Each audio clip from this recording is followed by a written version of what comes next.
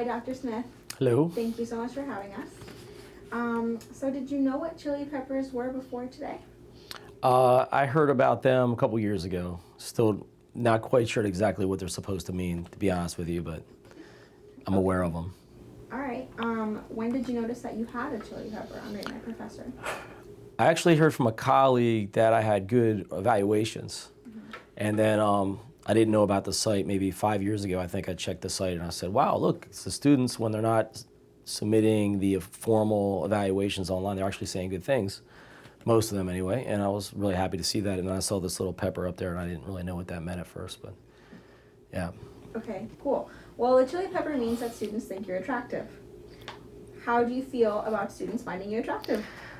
I don't know if it really means that though, honestly. I think that even if it says that, like if your teacher's hot or whatever, I think if you like your teacher, if you think that they're passionate about what they do and you just like listening to them and going to their lecture and you find them interesting, then you're going to put that down. You know, I bet a lot of my students put that down just because I tend to have a good rapport with my students. That's what I'm guessing anyway. Okay, cool. And do you think that it helps your enrollment?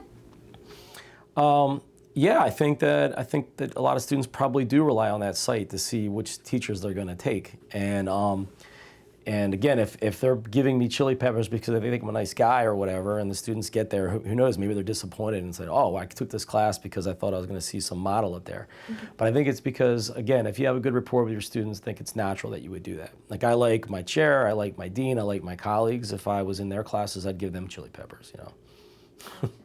And how often do you read Rate My Professor, if at all? I haven't in a while, just when I hear someone mention it to me. So I'll ask students sometimes the first day of class, what have you heard about this class?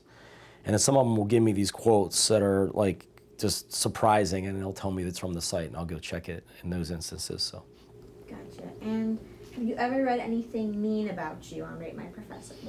I haven't, no, but I think that it's a little weird when you look at those evaluations because where I'm rated lowest is on the easiness section, but I don't know if that's necessarily a bad thing, you know? So if they put me down as being helpful or whatever the other ones are, and they give me 5s, and then they give me like a 3 or something on easiness, I look at that as being, well, at least, you know, they like me still. Most of them, hopefully they like me. I love my students, you know?